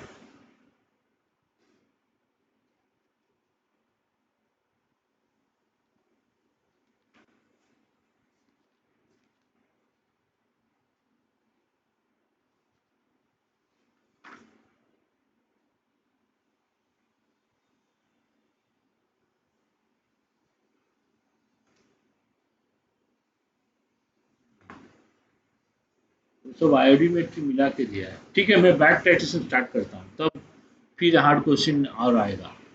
तो मैं नेक्स्ट लेता हूँ बैक टाइट्रेशन। ये ध्यान से सुनो, ये बहुत इंपॉर्टेंट है, बैक टाइट्रेशन। तो ये बैक टाइट्रेशन आया कैसे, क्या है, कैसे। देखो, कभी कभी क्या होता है, कोई रिएक्टेंट प्योर नहीं होता है। अगर प्योर नहीं है, उसका सोल्यूशन बना के हम टाइट्रेट करेंगे, जो वेट लेंगे उस वेट का उतना कंसंट्रेशन नहीं बनेगा, उससे कम बनेगा, है कि नहीं। सपोज NaOH प्योर नहीं है, हम सोच रहे हैं NaOH का 4 ग्राम लेंगे और इसको डिजोल्व करके और उसका मोलारिटी बनाएंगे, लेकिन 4 ग्राम अगर लेंगे, प्योर नहीं है, तो प्योर वेट 4 से कम होगा। 4 से कम होने से रिएक्शन जब होगा, वो कितना मोलारिटी है वो अननोन हो गया। तो इम्प्योर सब्सटेंस है, तो तब हम बैक टाइट्रेशन करके उसका कॉन्सेंट्रेशन या स्ट्रेंथ निकाल सकते हैं। अगर कोई हाँ, कोई रिएक्टेंट अगर इम्प्योर है, तो प्योर नहीं है, तो उसको बैक टाइट्रेशन से ही कैलकुलेट कर सकते हैं। क्योंकि प्योर है तो 100% रिएक्ट करेगा, फुल रिएक्ट करेगा, जितना मोलारिटी हम लोग सोच रहे हैं उतना रिएक्ट करेगा। अगर इम्प्योर है, तो उसमें से कम रिएक्ट करेगा, जितना वेट हम लोग लिए उससे कम रिएक्ट करेगा, ठीक है। तो बैक टाइट्रेशन देखते हैं। बैक टाइट्रेशन समझने के लिए एक छोटा सा एग्जांपल देता हूँ, उससे बैक टाइट्रेशन पूरा समझ में आ जाएगा, ठीक है। एक छोटा स्टोरी बोल रहा हूँ, उसी से बिल्कुल पूरा समझ में आ जाएगा। एक स्टूडेंट क्या करता है, शॉपिंग मॉल में जाता है, ठीक है, कल उसका बर्थडे है, न्यू ड्रेस खरीदने के लिए गया। तुम देखे कि न्यू ड्रेस है, न्यू ड्रेस खरीदने के लिए गया है, शॉपिंग मॉल में खरीद के लाया, अब बर्थडे में न्यू ड्रेस पहना है, पेंट शर्ट खरीद के लाया, पहन लिया। तो तुम देखते हो दूर से अच्छा लगता है ड्रेस, उसको पूछे कि ये ठीक है, ये ड्रेस तो अच्छा लग रहा है, इसका कॉस्ट कितना है, what is the cost of this dress, ठीक है, he is not telling, your friend is very clever, he's not telling the cost, he's telling you guess, ठीक है, then you ask him, okay, I will guess but you tell me the answer, I will ask you three questions, you give answer, I can guess your cost of the dress. So you asked question number one, when you went to shopping mall, how much money you have taken with you? Your friend has told, I have taken 3000 rupees with me when I went to shopping mall. Then when you came back, how much money left with you? He's telling, when I came back, I was left with 300 rupees only. Then third question you asked, whether you purchase anything, if any other thing you purchase, for that what amount of bill you paid? Your friend told, nothing I purchased, only dress I purchased and I came back. Now you tell me what is the cost of the dress? Yes. So this is only back titration. Means total money. Total money minus money unused is equal to money spent.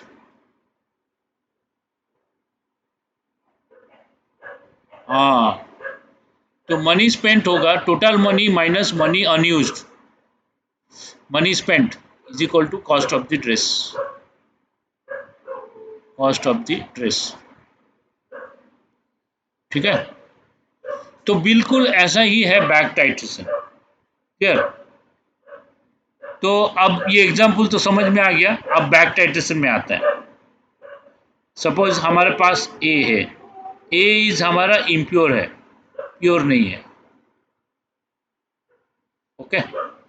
तो ए impure है, तो ए हम लोग कुछ amount ले लो, कुछ भी ले लो रैंडमली, ए ले लिए।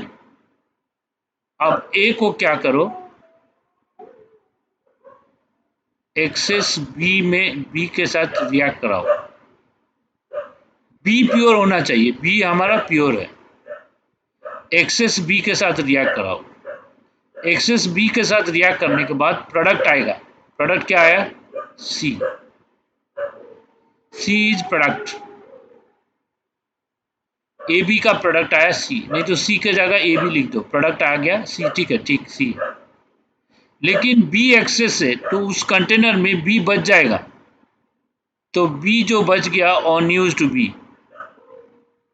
Unused B, unreacted B, और ऑन रिएक्टेड बी बच गया। जो ऑन रिएक्टेड बी बच गया उसको हम लोग क्या किए, सी के साथ टाइट्रेशन किए, हाँ फिर से, सो सी के साथ टाइट्रेशन किए, सी के साथ टाइट्रेशन करने के बाद हमारा प्रोडक्ट कुछ भी आया, डी आया प्रोडक्ट, ठीक है। सो हाँ हाँ, यहाँ पे टाइट्रेशन नहीं किए हम लोग, क्या किए, ए लिए थे, एक्सेस बी उसमें ऐड कर दिए, तो रिएक्शन हो गया, रिएक्शन होने के बाद जो बी बच गया उसको सी के साथ टाइट्रेशन किए,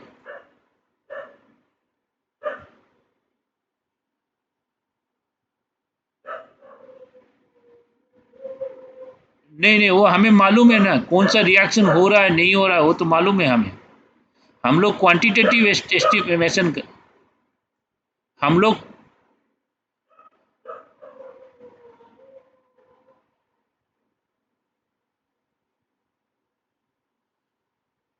देखो यहाँ पे ए अलग है, ए बी से रिएक्ट किया, सी आया, जो बी हम लोग लिए एक्सेस लिए, बी बच गया, अब जो बी बच गया वो सी में गलत लिख दिया, सॉरी सॉरी, सी को हम डी के साथ रिएक्ट किए, right right, sorry got confuse. तो हम लोग नया रिएजेंट लिए डी, ये नहीं लिए, प्रोडक्ट के साथ नहीं करेंगे। ए को बी से रिएक्ट किए, बी के रिएक्ट करने के बाद बी कुछ रिएक्ट कर लिया, कुछ बच गया, जो बच गया उसको हम लोग डी के साथ रिएक्ट किए। डी अलग है, मैं देखा नहीं था, इसको सी लिए थे, हम लोग डी के साथ रिएक्ट किए। डी एक नया रिएजेंट है, वो बी को कंज्यूम किया, बी को कंज्यूम करने के बाद प्रोडक्ट जो आया कुछ आया। तो हम लोग क्या लिख सकते हैं इसमें, gram equivalent of A is equal to gram equivalent of B which is reacted. सही है कि नहीं? जो बी इसके साथ रिएक्ट करेगा वही ग्राम इक्विवेलेंट ऑफ प्योर है, ग्राम इक्विवेलेंट ऑफ प्योर है is equal to gram equivalent of B reacted. सही है कि नहीं? तो gram equivalent of B reacted जो होगा वो क्या होगा,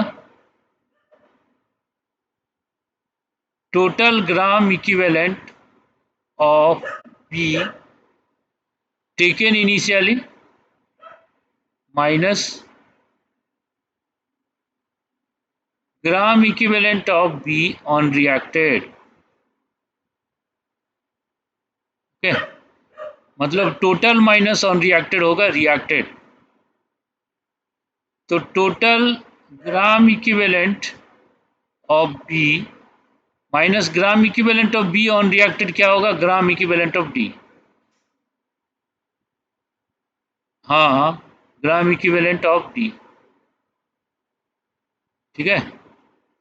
तो gram gram equivalent of A is equal to gram equivalent of B minus gram equivalent of D हो,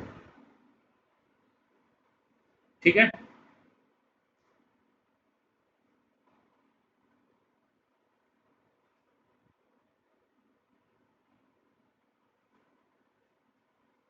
नहीं नहीं नहीं, पूरा रिएक्ट कर रहा है तब तक हम लोग डी को ऐड कर रहे हैं ना, कंप्लीट रिएक्शन हो रहा है ना।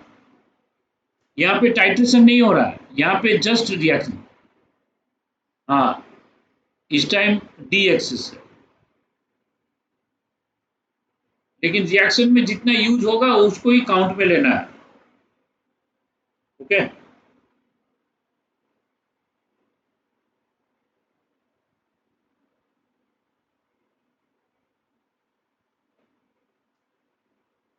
हाँ हाँ, इसको हम ब्यूरेट में लेंगे ना।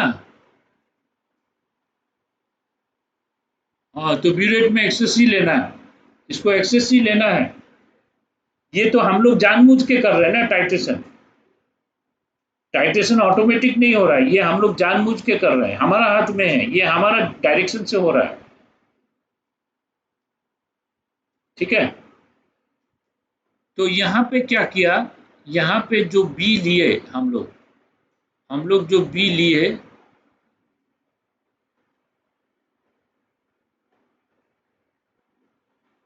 यहाँ पे जो बी लिए उसका नॉर्मलिटी है N1 और वॉल्यूम यूज हुआ V1। यहाँ पे जो डी लिए उसका नॉर्मलिटी N2, वॉल्यूम यूज हुआ V2। ओके,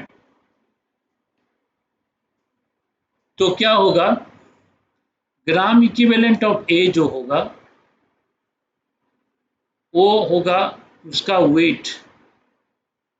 सपोज इम्प्योर ए का वेट है x ग्राम, ये हम लोग लिए थे, x ग्राम इम्प्योर का वेट है, तो प्योर का वेट उससे कम होगा ना। तो सपोज W ग्राम है, तो gram equivalent of pure A क्या होगा, W बाय इसका मॉलिक्यूलर वेट इनटू इसका n फैक्टर, होगा कि नहीं,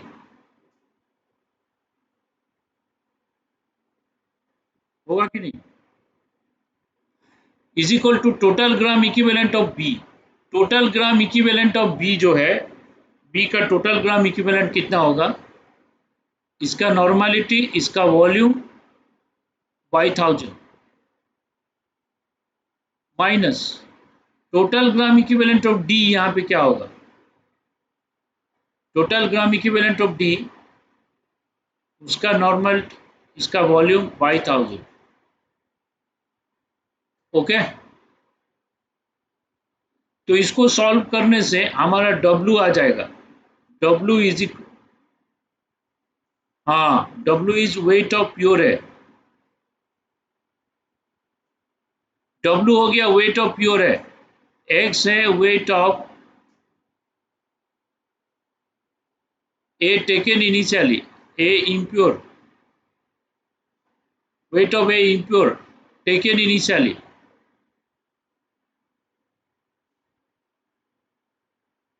तो W वेट है, ये X है, तो परसेंटेज प्योरिटी कितना आएगा बोलो।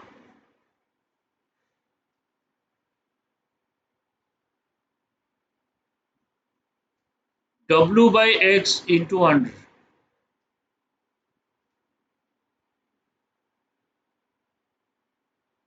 ठीक है।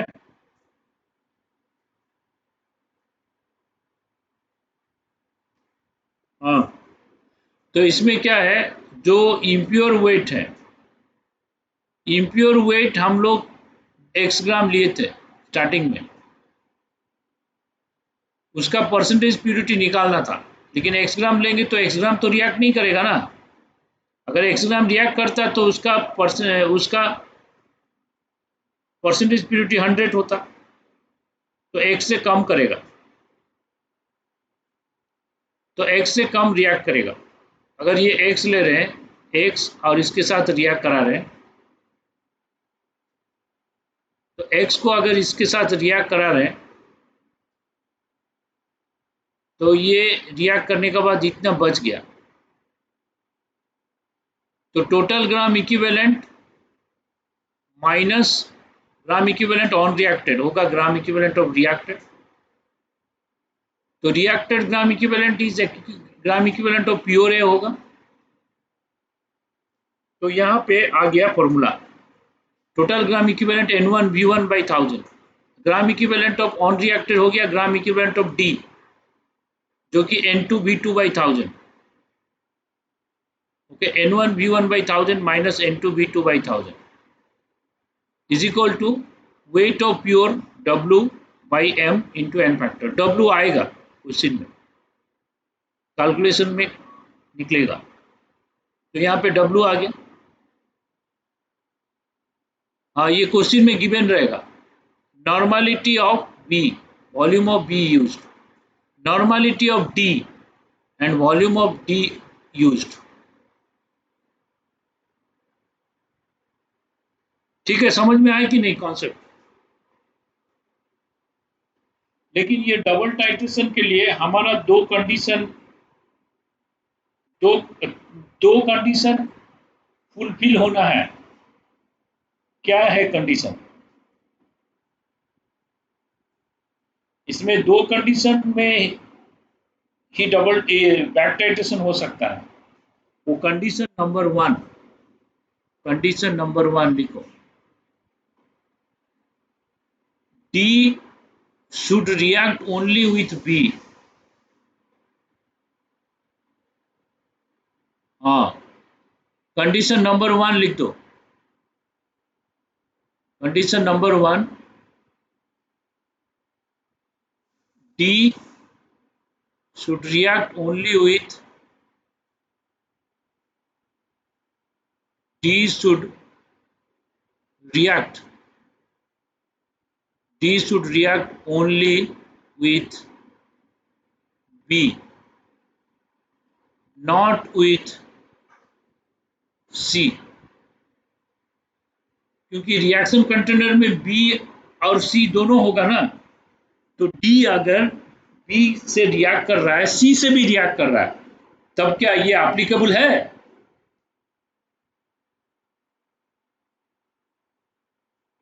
हाँ, ये क्वेश्चन में ABCD सब दिया रहेगा, तो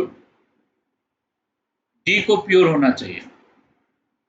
इसमें A को छोड़ के सब प्योर है, इसमें A खाली इम्प्योर है। अगर कोई इम्प्योर सब्सटेंस का परसेंटेज प्योरिटी निकाल रहे हो, तो इसको उसको जिसके साथ रिएक्ट करोगे वो प्योर होना चाहिए, तभी निकाल सकते हैं। अगर सब इम्प्योर हो गया तो हम लोग कैलकुलेशन नहीं कर सकते। ए को छोड़ के बाकी सब प्योर होना चाहिए।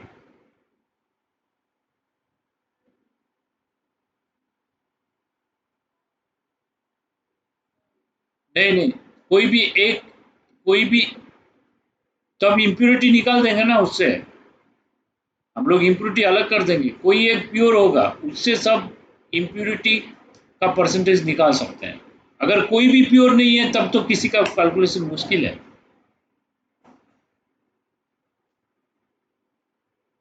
हाँ हाँ हाँ, उसको 100 मानते हैं, उसको 100 मान के करते हैं, और ऑप्शन नहीं है। ऐसे देखा जाए कोई कोई रिएक्शन का तो एफिशिएंसी 100% नहीं होगा ना, लेकिन हम लोग लेते हैं, थ्योरेटिकल यील्ड करते हैं ना। तो ये एक है, और दूसरा कंडीशन है, ये भी मेन है।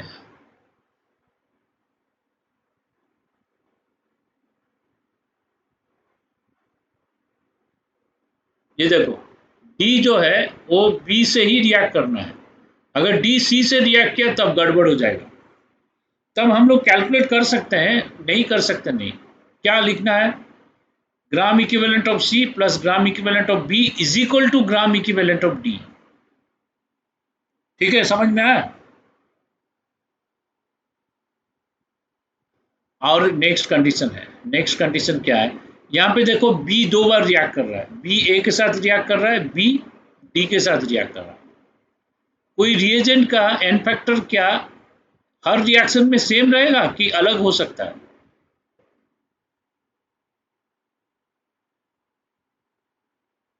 डिपेंड करता है, अगर प्रोडक्ट डिफरेंट हो गया तो डिफरेंट होगा, चेंज हो सकता है।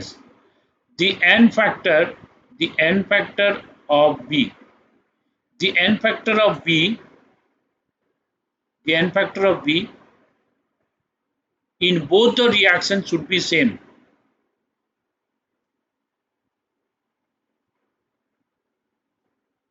In both the reactions should be same.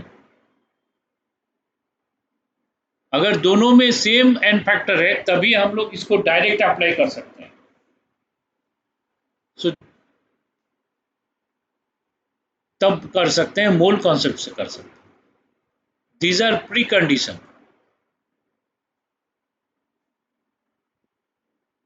these are preconditions for back titration. D should not react with B, D should react only with B, not with C. The N factor of B in both the reactions should be same. Preconditions। और एक B should be taken excess, वो भी है, तो हम लोग पहले से ले लिए, B should be excess।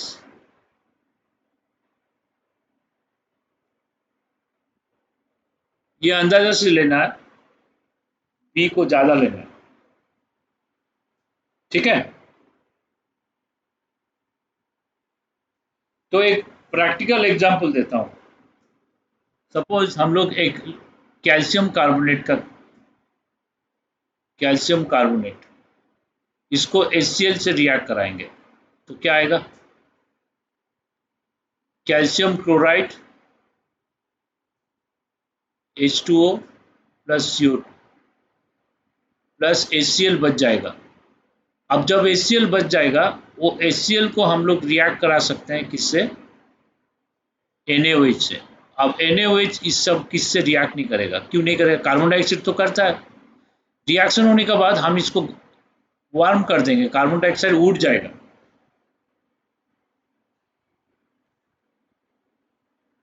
KOH तो नहीं है ना।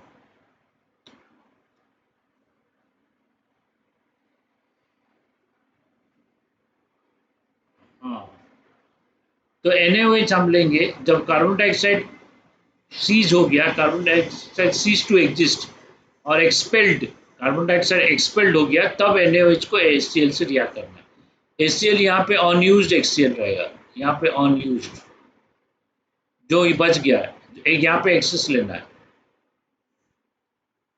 तो ऐसे करने से हमारा टाइट्रेशन होगा। ठीक है, तो इसको मैं क्वेश्चन बना लेता हूँ फिर।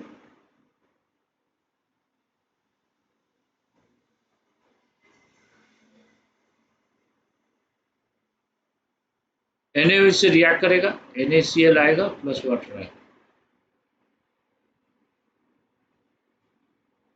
NaOH HCl से तो रिएक्ट कर रहा है।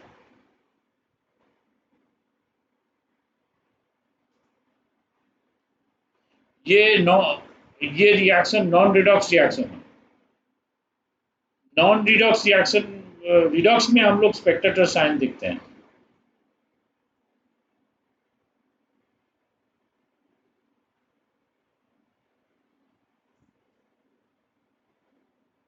NaCl नहीं, कोई काम नहीं है। समझ में आया कि नहीं?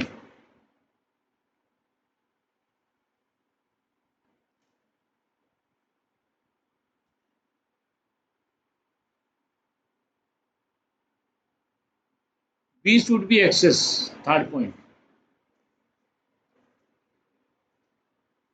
सपोज हम लोग HCl लिए 100 ml और 0.1 मोलार ले रहे हैं, ओके।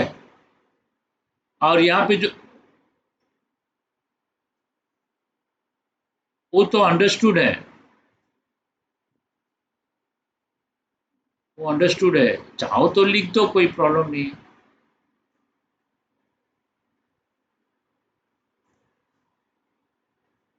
डी सफिशिएंट, सफिशिएंट लिखो, एक्सेस मत लिखो, क्योंकि डी बच नहीं रहा है ना, फिर डी पूरा रिएक्ट कर रहा है, सफिशिएंट है।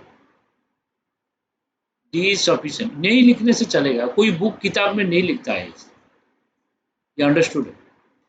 अब सपोज ये 100 ml 0.1 मोलर लिए थे, जब HCl बच गया, ये हो गया 10 ml 0.1 मोलर, ओके। और कैल्शियम कार्बोनेट हम लोग 10 ग्राम लिए थे, 10 ग्राम।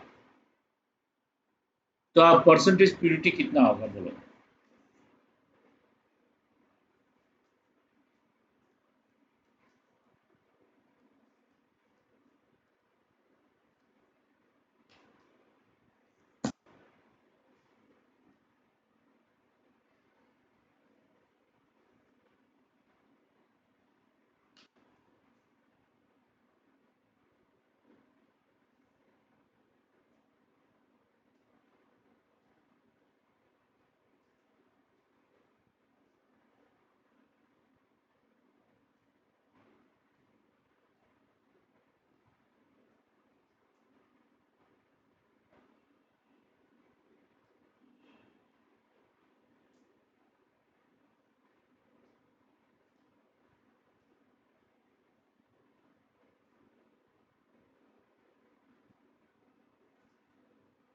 वह क्या?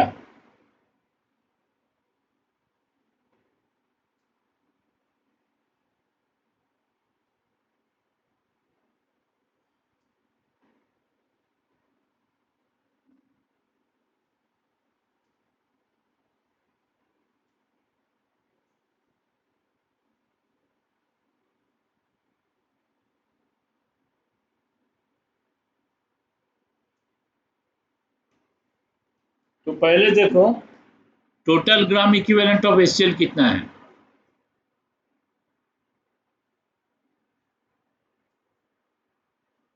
100 इंटू 0.1, हाँ, into molarity into volume into 10। इसका एन फैक्टर 1 है, इसका एन फैक्टर 1 है, इसका भी एन फैक्टर 1 है, सबका एन फैक्टर 1 है, इसका भी एन फैक्टर 1 है। एसिड बेस रिएक्शन है ना, लेकिन इसका एन फैक्टर 2 होगा, इसका कोफिशिएंट 2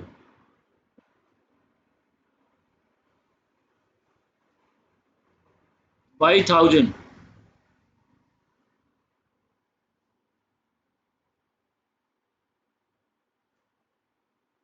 क्योंकि ये बैलेंसिंग में 2 आ रहा है ना, इसका एन फैक्टर 2 होगा। Gram equivalent of HCl on use कितना है? On used gram equivalent of NaOH होगा, ठीक है। Na हाँ शायद देखते हैं। ग्राम इक्विवेलेंट ऑफ NaOH कितना है देखो, इसका molarity, n factor, volume 5000,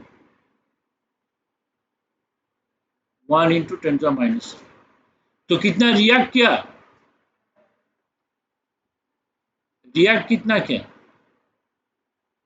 minus कर दो, 10⁻1, 9 इंटू 10⁻3, तो जो रिएक्ट करेगा वही gram equivalent of calcium carbonate. तो gram equivalent of calcium carbonate कितना होगा, W by molecular weight 100, N factor 2, तो W बाय 50, ठीक है। तो W by 50 is equal to इतना है, तो W कितना होगा, 50 इंटू 9 इंटू 10⁻3, तो कितना आ रहा है,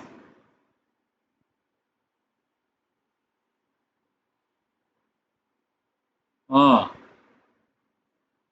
तो एक काम करो, इसको 1 ग्राम कर दो फिर, ये बहुत ज़्यादा ले लिया, तो 0.45 ग्राम आ रहा, ठीक है।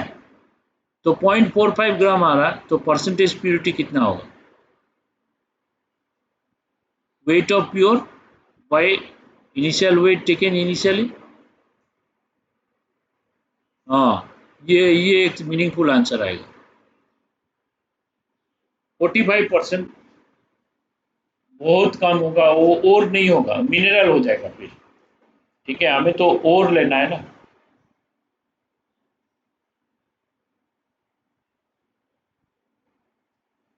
NaOH का,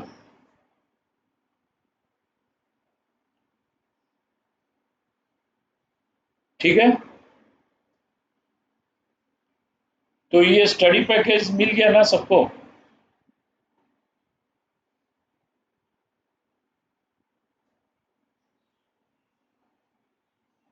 हाँ, one one one,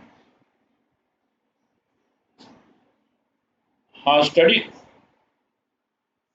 archive JEE exam होने के बाद मिलता है, मैं तो भेज दे रहा हूँ ना सॉफ्ट कॉपी, मैं सॉफ्ट कॉपी भेज दे रहा हूँ, चिंता मत करो, जब तक नहीं आएगा सॉफ्ट कॉपी मिलता रहेगा, मैं आज भेज दिया ग्रुप में, देख लो। एक में जेई एडवांस में है, एक में दोनों है, सेकेंड वाला डाउनलोड कर लो, सेकेंड वाला सब है, दोनों है, जेई मेंस एडवांस, ओके। देखो जेई का क्वेश्चन ही रेफरेंस है, ओके, जेई का क्वेश्चन बना लो, हो जाएगा।